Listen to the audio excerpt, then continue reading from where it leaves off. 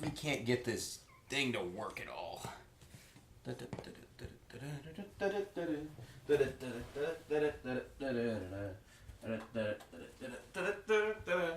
We got a working gobo.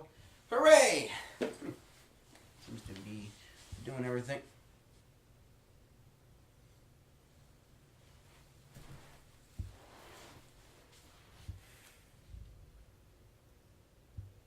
Hey, Cory? What? Is this your mask? What mask? This pumpkin thing. No. Huh. I'm gonna go put it in your guest room, alright? Okay.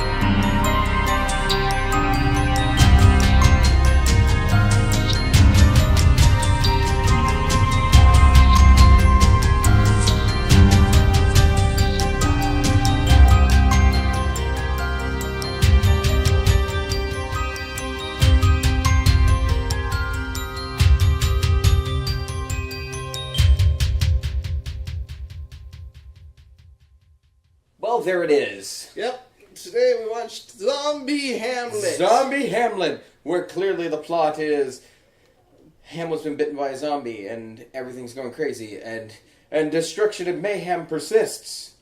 Sort of. Kind of. Not really. No, that's not this movie at all. No. Sorry to disappoint our dedicated horror fans out there. This one's a comedy. This is a comedy, which we wanted. We wanted we were hoping for like a horror comedy. We were hoping for a horror and comedy. with that, we were hoping for something kind of like Shaun of the Dead, Tucker and Dale versus Evil, sort of the Evil Dead kind of feel. Movies, yeah. But this one, it's just a straight up comedy. Just kind of pointing it out on the cover. I'll pull this back in and put it back where Cory had it. But like judging by the cover, when we looked at this, you got the zombies kind of tearing things apart here, and you've got. Then on the back of the box, you got some Kubrick things, a zombie over here. Yeah. Shelley looks Long. like it's going to be a horror film, but instead it's actually... Or a horror comedy, I should say. But in all actuality, it's just a comedy. It's a straight comedy. Yep. There's no zombies in it. No real zombies. No real zombies in it. So let's walk through the plot of this film real quick. I will let you start. Okay. So this film starts out...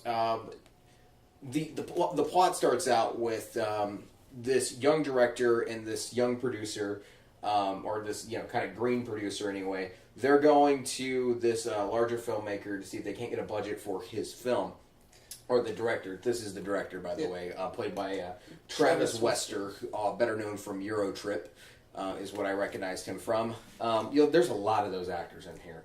Yeah, this is just full of people. This is full of people.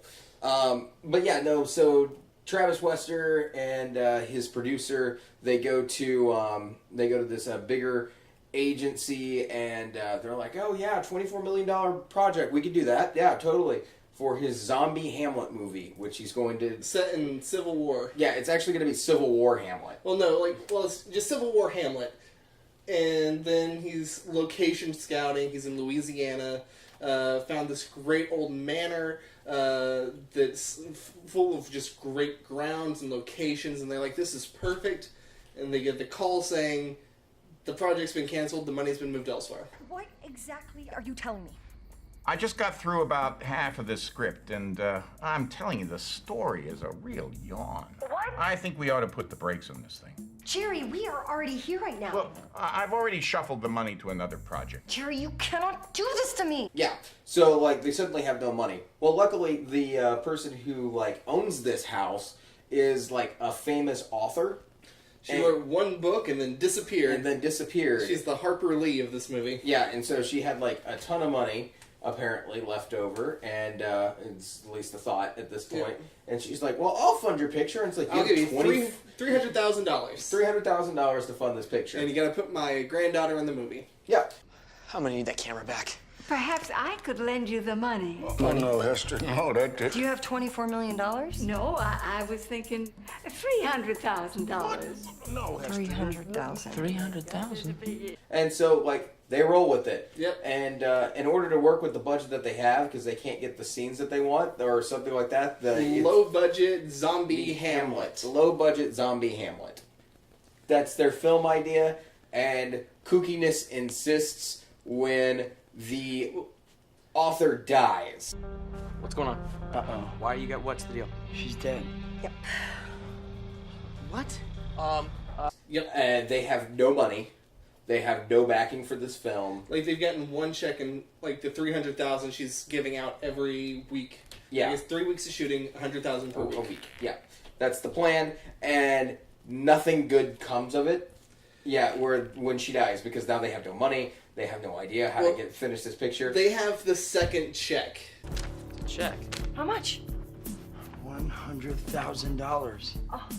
The second week's check, of course. So they get the second check, and they're going to try to cash it at some point. Yep. The plot is really simple as far as that goes, but Well, like the director is the only one, like, they're like, well, we need someone to cash the check, because to cash this particular check, you have to be in the location. Yeah. Like, the person who has the whose check it is has to be in the location, saying, yes, I approve this check being like cashed. bank policy, I guess, Yep. for this amount. It does make a little bit of sense. It does. Yeah. So Because like it's $100,000. yeah. So they dress the director up as the dead author. This And this little old lady it's this little old lady, and to go commit bank fraud. to go commit bank fraud, which naturally it doesn't work out that well. No. And then they have another issue where it's so they go to like these voodoo sharks. loan sharks. Loan gators. Loan gators. But yeah, they're out there and they're like, "Oh, we'll give you the money to finish your film." Yeah. And All they you have to do is sign this contract in your blood. Yeah. You want me to sign in blood? Well, you see, we don't have CPA. So we use your DNA. Sure. DNA. DNA. We use your DNA. Yeah. So like, Don't mess with the Shadow Man. but anyway, yeah. So they're still like going on, and they're like, "Oh yeah, now we paid the crew, so the crew won't riot against us." We gave them lots of beer, but that didn't help. Yeah, right. But yeah, so they finish their film with the cops showing up, but it turns out like the old lady's not dead, and it's really like this is a very simple plotted movie. Yes. Yeah. I don't like.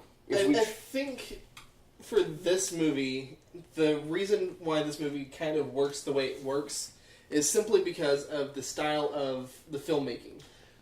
The whole movie is shot like a documentary. From the very beginning, the pitch is just like the initial pitch for the film. Yeah. And then after that, everything that's being filmed is the behind-the-scenes footage for the DVD extras. Yeah, that's how it's shot, and it's actually pretty interesting for the plot. Yes. Yeah. You're not going to record every minute detail of this, are you? No, not every minute detail. It's just Jerry said he wanted a bunch of behind-the-scenes stuff for the DVD package, and This you know, is ridiculous. It starts from the moment that they're location scouting.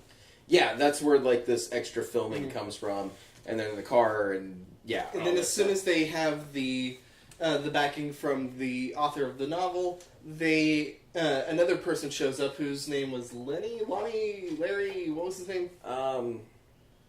You're talking about the lawyer, right? No, the guy who's the documentarian. Oh, that's Lenny. Yeah, Lenny.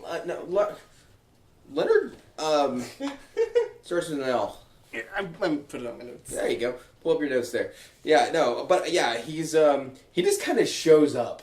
Yep. Yeah, and it's like, oh, did Annabelle? Lester. Lester, that's it. But yeah, it's like, did Annabelle not tell you that I was coming? Oh, I must look real stupid right now. He just shows up in full zombie makeup. He's a makeup artist, and he's here to work on the movie. Yeah, he wants to work on the movie. He works cheap. He works cheap, and that's what gets him the job. Yep. I'm Lester, just Lester, and hold on, let me get this junk off my face.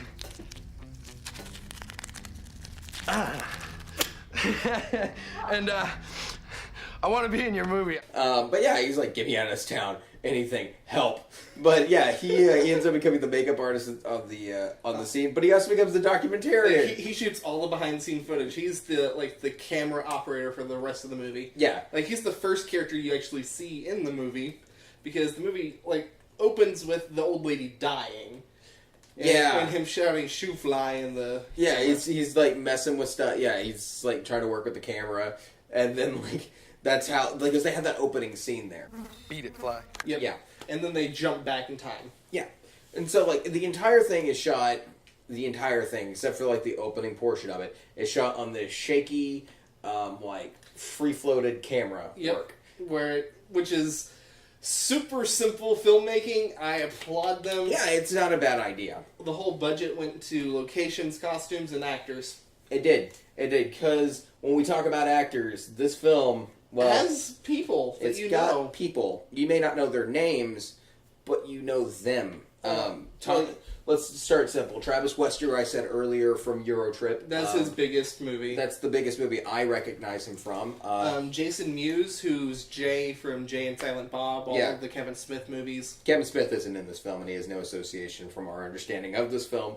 So, to my knowledge, he has nothing to do with it. Yeah, nothing to do with it. Just Jay happens to be in this, but not Jay the character, Jay the actor. Yeah, Jason Mewes. Yeah. And giving a decent performance for him. Yeah, it's really not bad. I liked his character. Oh yeah, his character was very funny, and not in his normal creepy, grotesque way. I'm gonna smoke blunts and talk about gross things. It's no, this was actually not. It wasn't a smart character, but the jokes were so funny. Yeah, those were good. I think probably the biggest name in the movie is Shelley Long. Shelley Long is in this. If you don't know who that is, think Cheers. She was Diane. Diane on Cheers. Frasier, Sam's, and multiple people, I believe, on the shows. I didn't grow up in the 80s. I'm watching it on reruns on Netflix. Yeah. Hulu. It's on Hulu. Frasier's on... I'm pretty sure it's on Netflix, too. Frasier, we've been watching on Hulu. It's on both. But yeah... But anyway, that's where she's from. So everybody knows her name, I guess. And then there's a lot of other people that you'll just recognize. Oh, I've seen this person before on various TV shows. There's a lot of people who are kind of guest stars in various TV episodes. Yeah, and that's the entire cast. Yep. It was like this film. Let me just make this statement first. This film, I didn't look up a budget for it. Nope. Didn't bother with that. I didn't look too much further into All I know about the financing of this movie is that Shelley Long is one of the producers of this film. That makes a little bit of sense. But I was going to say this film, to the degree that I think of it at, it seems like a mid-level. That it almost feels like, okay, this is your director, this is your first time someone's going to give you money. Yeah. And, I'm not even talking, a Blumhouse $1 million. I'm talking about, some C studio had, a budget of $500,000. Yeah, because if this was a Blumhouse movie, it'd be in theaters everywhere, and I don't remember this movie ever coming out. No. And so, so I feel like I said, I feel like someone gave him $500,000 or something. Yeah. And said, make a movie, hire some people, and you get 3 weeks to shoot this thing. Yep. And I think the production of this movie is what very happened. Similar to what ended up happening. Yeah. 3 weeks to shoot it, 2 months of post-production. Yeah. Get it out. Go. It's just a very simple project here. And it's not incompetent. No. That's the first thing that needs to be known. We watched Him last week, and Him was incompetent. Yes. Yes. This was not. This was a solid comedy. It was a solid I think, okay. So let's talk a little bit about comedy delivery. Because that needs to be addressed in this. Yes. There are some funny people in this. Yes. Yeah. Jason Mewes, Shelley Long, both known for their comedy chops. Yeah. Shelley Long's been in comedies since the 80s. Travis Wester was in Eurotrip. He was funny in that. Yeah. There's some very funny people in this, but there's not. Part of the issue with this is that I'm not even going to call script writing out. I'm going to say that you have probably a green director not redirecting it, you know, not giving enough direction. You know what I mean? Like, Yeah. It's like, I need another moment here on this joke, or I need another take on here. Why don't you try this with more energy, or why don't you try this with think about this while you're doing this kind of thing. I think there wasn't enough directing going on to make this happen. You know, to make those moments special. I don't think it was necessarily the actors' fault, because the actors I have seen, a lot of these actors I have seen be very funny. Yes. So like and I don't want to say that anybody phoned in a performance either, except for one person that you kind of said. Shelley Long's just doing Shelley Long through this whole movie. Yeah, Shelley Long's doing Shelley Long thing. That's right, gang. Hollywood has come to Bethulia. Behind me, local icon Hester Beauchamp is giving the director the first check for production. My darling. Which isn't bad. She's good in this movie. Yeah, but she's not great. She's not great. But yeah, the fact of the matter is that like everyone else is like no one's giving a bad performance. No one is giving a bad performance in this. There's a lot of good things that are happening. There's some moments that I appreciate that are pretty funny, actually. There was some pretty good turn of jokes. I think my favorite... Okay, we also got to talk about the style of comedy in this. Because it is like the documentary kind of feel, there are a lot of cutaway jokes for some reason. Yeah, it's really weird. Like, this isn't like the mockumentary that like Christopher Guest would make. No. Like, this is in no way a Waiting for Guffman or this is Spinal Tap. Yeah. There's no way. This is more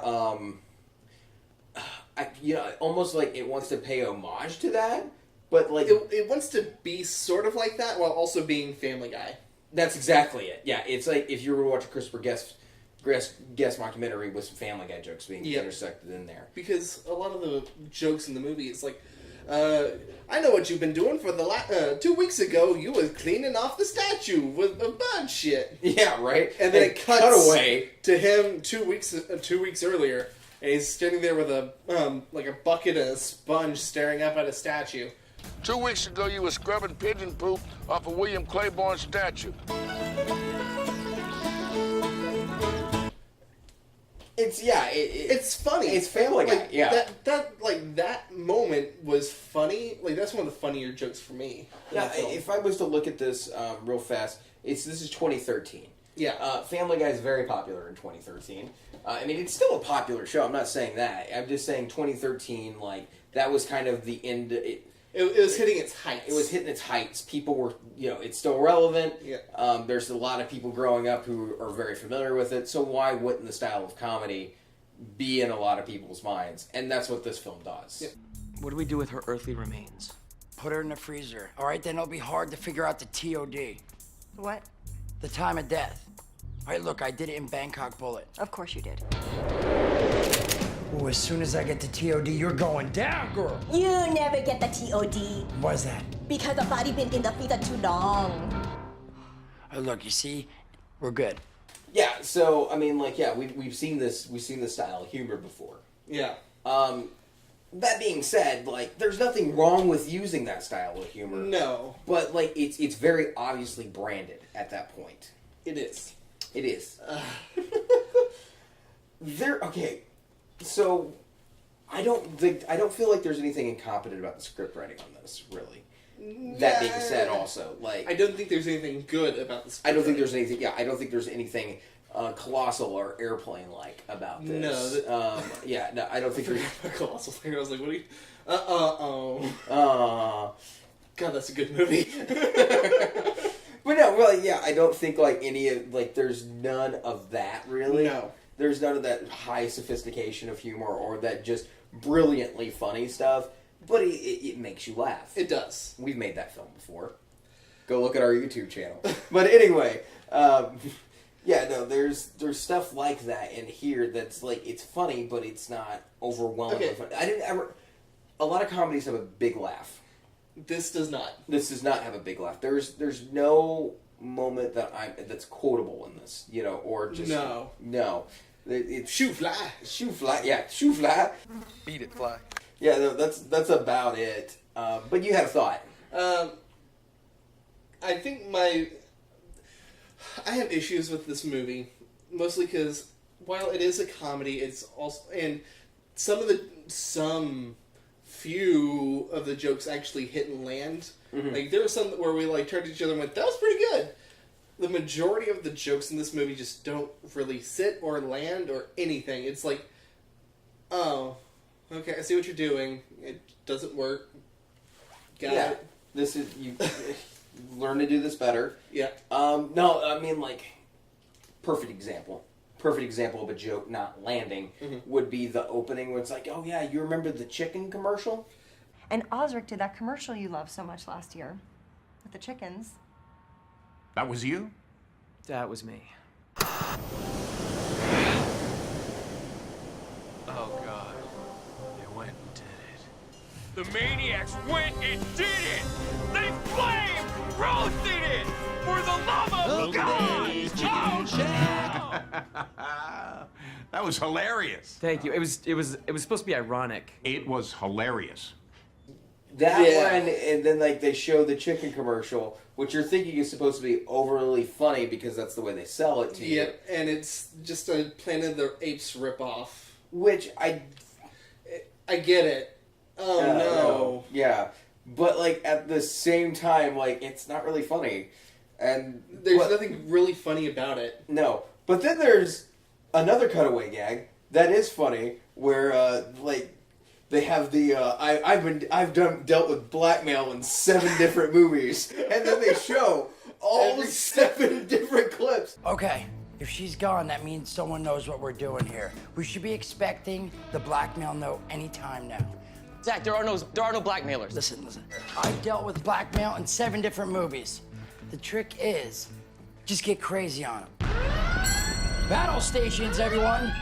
Let's get crazy on these blackmailers. Giving in to the blackmailers is just what they'll expect. Let's do something crazy. We must turn our minds towards insanity to defeat these blackmailers. Ooh, it's time to give these crazy blackmailers a taste of their own crazy medicine. Wow! As your mayor, we're gonna get crazy on these blackmailers. Blackmailers at 2 o'clock. Roll Torpedo 1 with a shitload of crazy. No Stebbins, Devanir, Fusandes, Matashatnews. Okay, we can worry about that later, Zach. Right now, we just gotta finish the movie. And they're all like, they start out like, this is dumb. This is dumber. This funny now. Yeah. It gets dumber and dumber and dumber. The problem with that joke is they do the same joke 7 times. The brilliance of the joke is they do the joke 7 times. In 7 different ways to make you go, oh my god. And because the last couple will just sell it to you. Yeah. Yeah. Which I love the fact that he's an action star in this. And then it's Jason Mewes. Yeah, it's Jason Mewes. Yeah, Jason Mewes is the actor we're talking about in this. But like Jason Mewes he has some of the best jokes in the movie. Oh yeah, and he gets the jokes a little bit more too. Between him and the actor who plays Lester. Lester's probably my personal favorite character in the movie. Lester's a very enjoyable character in this. He's not smart. No. He's not particularly funny. But he has probably the most charisma of anyone in the movie. He's very charming. Hello? We have me shooting life, shooting art, which is, if you follow that, I'm life shooting art, and art is being created in zombie Hamlet. So if you want to look at it like that, then yes, life imitates art. Yep. From with the exception of like the shoe flying moment at the beginning, where I'm like, I hate this guy. Yeah. I keep bringing that up because that's the one moment when, like, it's at the very beginning of the movie, and I'm just like, God, this is terrible. Yeah. But I mean, it improves significantly. It does. Yeah, and that's the truth. Is that like this movie grew on us as we were watching it. I felt like, at least for me, that was my personal experience. About a third of the way through the movie, I turned to you and go, is it bad that I hate this right now? Yeah, and I was like, I don't think it's bad that you hate this right now. But as it went on, like, some of the jokes played a little bit better. Maybe a little bit more attention to detail went through there somewhere in a director's mind. You know, we're just like, we need to give more here because this needs to land. If this isn't funny, no one will watch this. You know? Yeah. And so I feel like a couple of those more like attention to detail moments came through. I think a lot of the for me, the production quality of when they're working on everything else, and they're showing clips from the movie that they're making, the zombie Hamlet film, as they're shooting it. Yeah. And integrating those clips of, well, that's the movie that I actually wish I was watching, kind of helps, because you're going, well, we're not getting the movie that we wanted, but we're getting at least a taste of what they're making. And we're saying, okay, yeah, no, this is a steaming pile of shit, but it's so fun.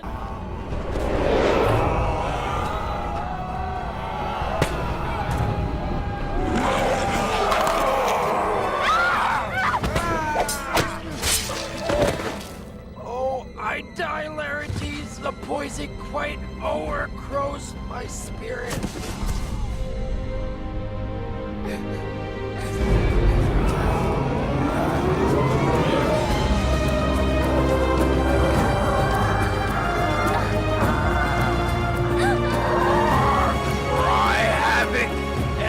Slip the dark throes of war. Yeah, that's a fair point. Yeah, the everything about this is like I wanted the movie that they were making, because that's what I was kind of sold on, and the idea to it. However, watching them make the film was also an enjoyable experience, because like it worked. It worked, and like you could see the production value differences in this. Like you realize the difference in it. Yes, yeah. I agree with you. To be fair to everyone, if like we didn't read the back of the box on this one, we just picked the title. No, and yeah, our rule this year was to watch like the opening couple of minutes of a film. Yeah, just like the first 5 minutes of the movie. Yeah, and we were like, well, let's see where this goes. Yeah, because we didn't want to watch Piggy again, because that's what killed our reviews a couple of years ago.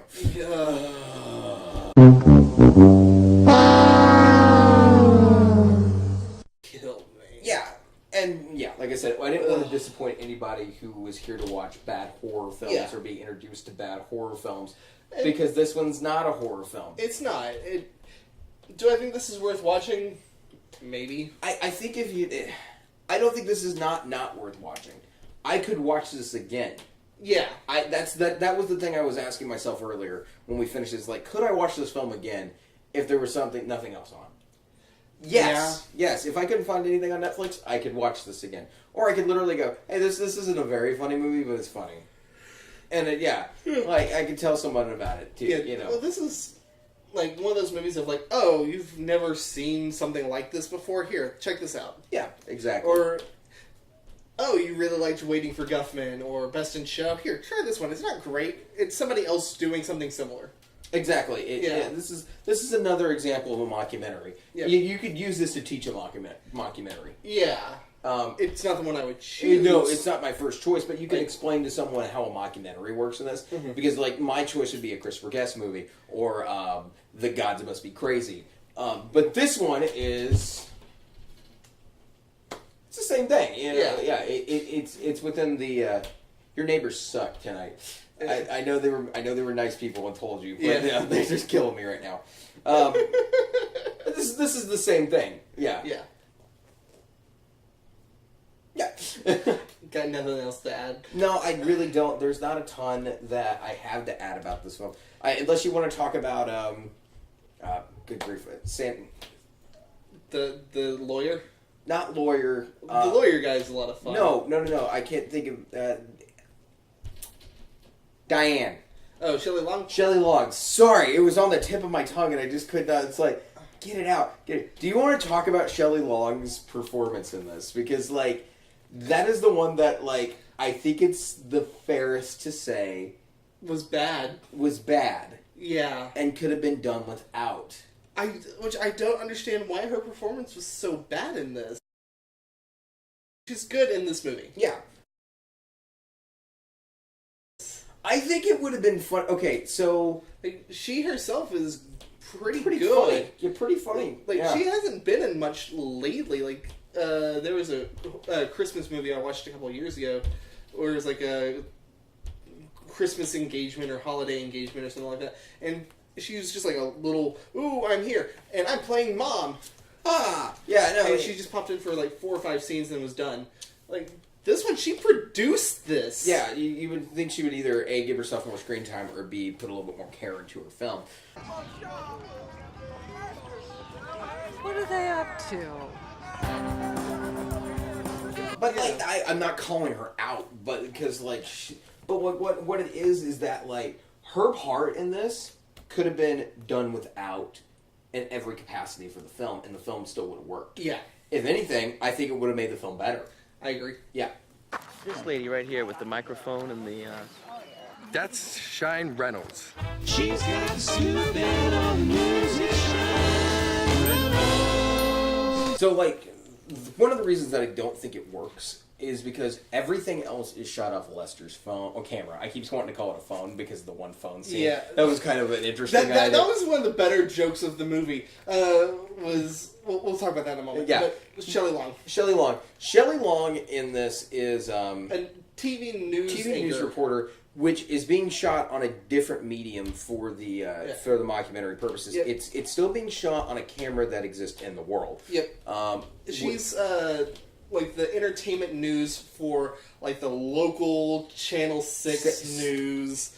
And she's been sent out to see this Hollywood production that's being made in this small Louisiana town. Yep, and it has some big name celebrities like what's his face?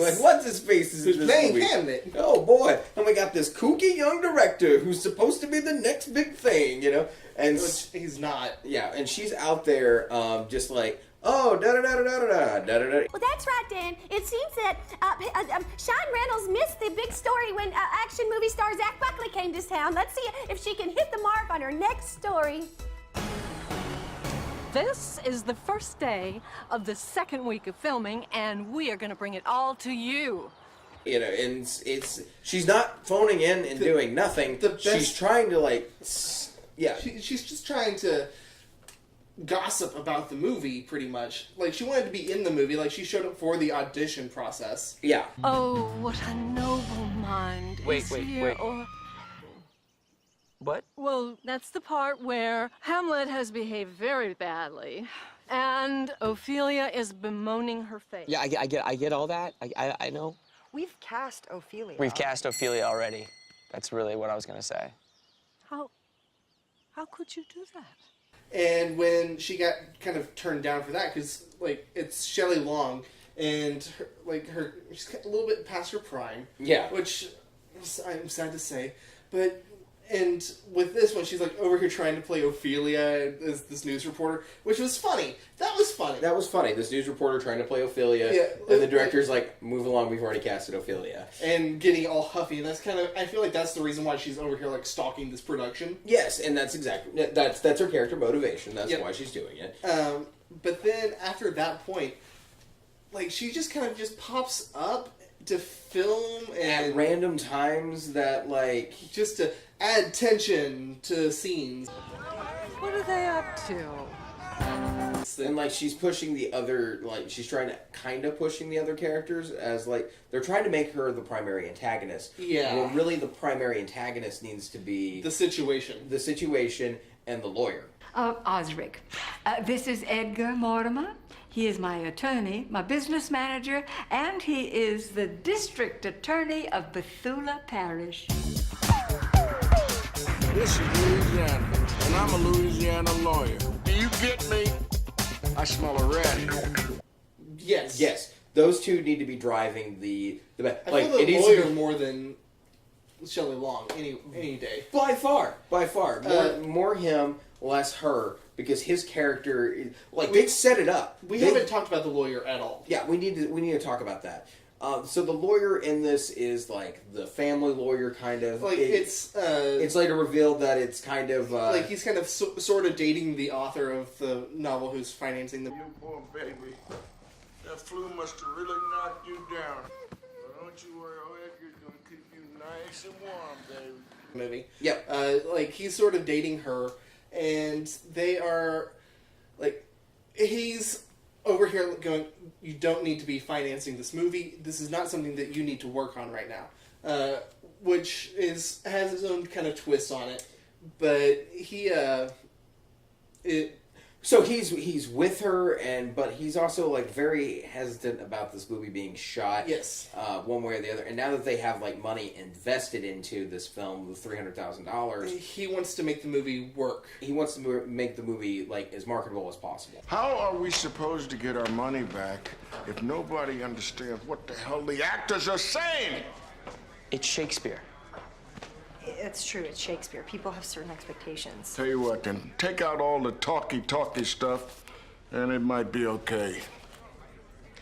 It's Shakespeare. Not yet, it isn't. Yes. He's definitely thinking like a producer. Which is good. Yeah. However, at the same time, like, they're doing zombie Hamlet, and he wants to take out all of the Elizabethan language. Yes. Like, no, yeah, and, like, they realize, like, they have certain expectations about Shakespeare, and he's like... This isn't Shakespeare yet. Yeah. And so, like, yeah, they come to a compromise.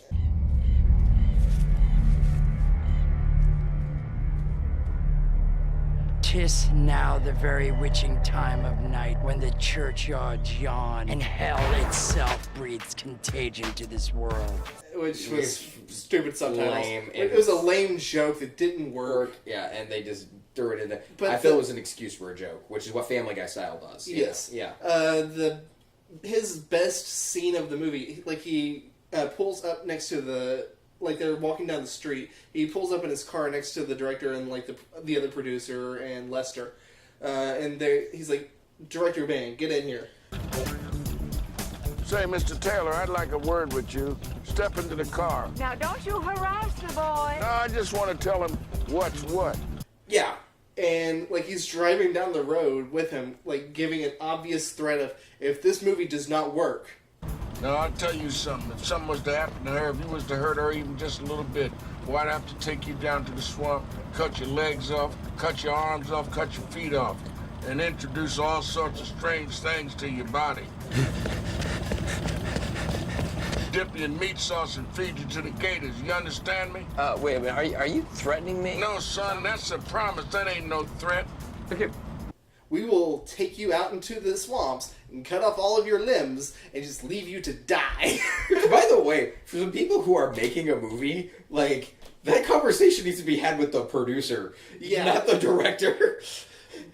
I see what he was going for this one, because, like, the director's kind of the main character, and he's the one who's asking for the money. Mostly. Exactly. But, I mean, like, yeah, it was just something I noticed. However, his character is driving things. And he's going, this movie's got to work. No one's going to buy this movie. You know, like, it goes on and on, yeah. But that also sets up, like, one of the best jokes of the movie, though, is because he's driving down the road.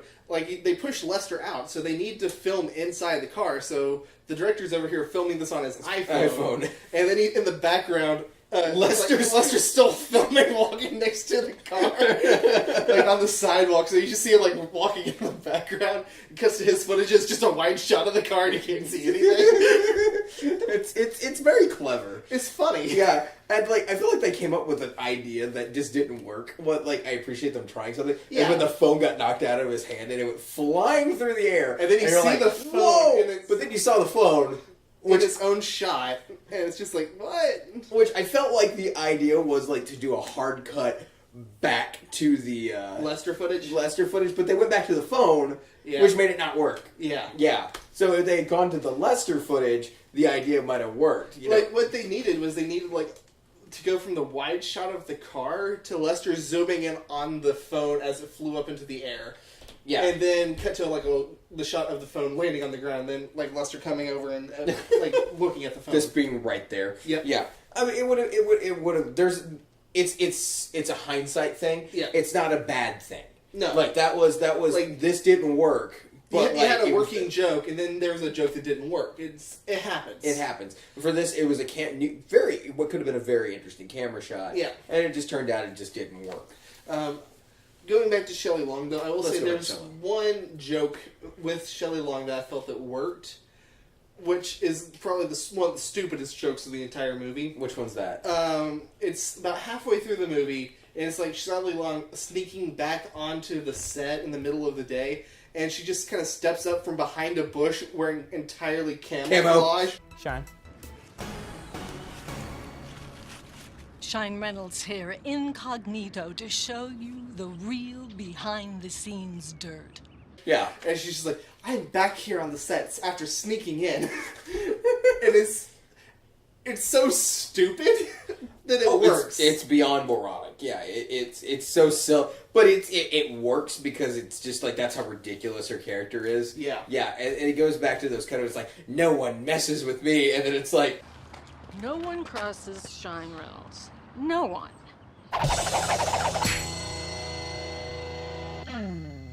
paper of like, man messes with shit with her character and house burned down. Connection ? Yeah, and it's like, yeah, it's like it's that humor again playing into the whole system of it. But yeah, her character, between her and the lawyer, 100% the primary antagonist needs to be the lawyer.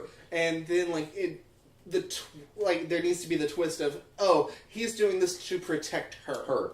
Yeah. So with the complications of the death and the things like that, I think it becomes very interesting. I think there's also a conversation, though, with kind of like the believability of the film. Mm-hmm. This is my other question. With the relationship to Annabelle, would the film still get made if they had revealed that, like, she had died? But, like, Annabelle's got a part in this movie now. So, like... I don't know. I was thinking, like... I was thinking that maybe, like, if they had revealed that she had died... Like, he might have, financed the rest of the movie, because that's, like, was her last wish. Like, what she wanted, or, like, yeah, because and, like, Annabelle was in it. Her granddaughter's in it. Yeah. Annabelle is my niece. Well, actually, she's my great niece. So, yeah, there's different reasons that, like, it's kind of like a flaw in the plot, but, like, it's interesting. I mean, like, if you don't accept the flaw, then there's no story. Yeah. That's the question that you have to come up with. So I'm not saying that it's bad writing, but I'm saying, like, there needed to be the question of, what if we had done this instead? Yeah, that question, I don't feel like the writer ever asked themselves that question when they sat down and did that. There needed to be, like, some establishments, like, oh, he hates me. Oh, well, we do have to suspend the belief that, so-and-so's alive, or Hester's alive. They set up that he hates him with the whole car scene. I'm talking about Annabelle. Oh. Yeah, Okay. like, they don't get along. And, like, that's why they wouldn't finish making the movie or something. That's like, fair. yeah, like, they needed, like, there might have been a couple more things that needed to be explained by the script to make it work. Yeah. Well, hello, Annabelle. Is that shoe fly pie? You gotta keep up your strength. Do you want to see yourself? Kinda. Yeah. So we were kind of, like, hinting at it, and if you haven't picked up yet, for those of you, like, watching and playing at home right now, like, the thing is that, like, this is both a good and a bad movie. It has good elements stuck in a bad movie. Yeah, I looked at the IMDb score on this while we were watching it. Mm-hmm. It's like a 5.4. Yeah. And, like, the Rotten Tomatoes score is, like, roughly around the same ballpark. Like, it's just under fresh, which is accurate. Yeah. Like, it's so fair. It's not great, but it's not bad. It's like, this is not to be spit upon, because there's a lot of worse films out there. Yes. And this is telling a story, at least. It succeeds in telling a story. Where it fails and where it's not fresh is the comedy. Yes. It's not because the comedy has been used several times over. Like, we're all very familiar with the comedy. The production quality of this movie, for the most part, isn't bad. No. It's, like, for the most part, well shot. They have some really bad shots early on where it's like, oh, Lester's learning how to use the camera, and it's really, really obvious that they know how to use the camera and they're intentionally using it badly. It's the same thing with some of the actors in the movie, because you have actors trying to play bad actors. And oh, what a nobler mind o'erthrow! Line. Oh, what a noble mind is here overthrown. This courtier, soldier, scholar's eye, tongue, sword. And oh, what a nobler mind is here o'erthrown. The courtiers, scholars. Line. Just like, there's like a lack of heart to it. Yeah, there's a quality element that's not. It's one of those things of, like, there's a difference between, like, something like this with, like, bad actors and something with actually bad actors. Yeah, no, like, totally. I totally 100% agree with you. Because, like, if you have something with, like, bad actors, they're over here doing everything they can to make this a great performance, and you're just cheering for them to like. You don't want them to fail, but you're kind of cheering for them to like do everything they can. Yeah, like give that performance for the Academy moment. It's in that way. This is a review that didn't come out. It was kind of like Not Dead Enough or Not Dead Yet or whatever it was that we watched a couple years ago. Yeah, that one was in the opening title sequence, the knives flying past. That's the movie. That's the movie we're talking about. Yeah. It's that one is. It has so much heart to it, but it's so bad. Yeah. It's almost painful to watch. It's not like a Neil Breen bad where you're just so happy during the entire course of the movie. It's just a. You're trying so hard, but this is unwatchable. I'm sorry. This is watchable, but there's not enough heart in it. Yeah. There's not enough creativity flowing through it. Like if this was someone's project, and I mean if this was someone's project that they actually felt like this was a brilliant script, I feel like there would be something more put into it. There's just something missing from this. I agree, and that's a very vague review to give. But sometimes you just know it when you watch a film that they're breaking through the barrier that keeps them from being a good film. Yes. Yeah. For this one, a lot of it is what this is missing is heart and comedic timing. Yeah, I feel like a lot of the problems that are in this could just be it's directing is what it comes down to. Yeah. There's a lot of tightening up that needs to be done, Mhm. a lot of cleaning up. So between the director and the editor, the two of them have to. And I'm saying more the director in this is the way I'm seeing it. It's Definitely. I feel like for the editing in this movie is pretty good for what the movie is. Yeah. For me, I think a lot of the problems with the comedic timing is not really so much in the editing; it's in the delivery. And that's what I mean. A director would sit there and that's not playing. Yeah, they needed that's to not working. Yeah, work it a little. Yeah, more. they need to work it. They may need to shoot a scene 50 times or something. I'm not saying you do that, but I mean work it and work it again, work it at different styles, and that way you can go to the editor and go work this until it's funny. Yep. Yeah, and you say pick the one that's the funniest, and you find a way to make it work. That's where I think a lot of the failure in this film is the directing, and the reason it almost feels like the director in this had an understanding of how the script worked, but didn't either lack the experience or lack the heart to put the effort forth to make this what it could be, which is a very decent comedy. Yeah, a very decent comedy. Yeah, that's the fairest review I could possibly give of this film. And once again, I like to see. I'll look up the director later, and we'll talk amongst ourselves on it. But I'll be. In all honesty, it's probably just an experience.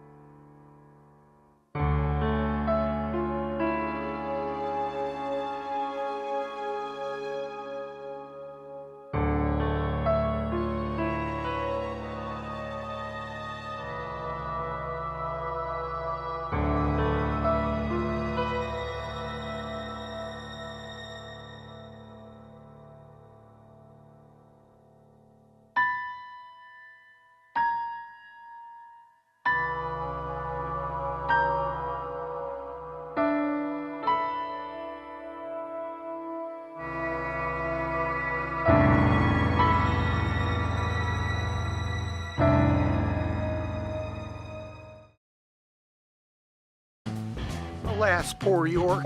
I knew him, Horatio.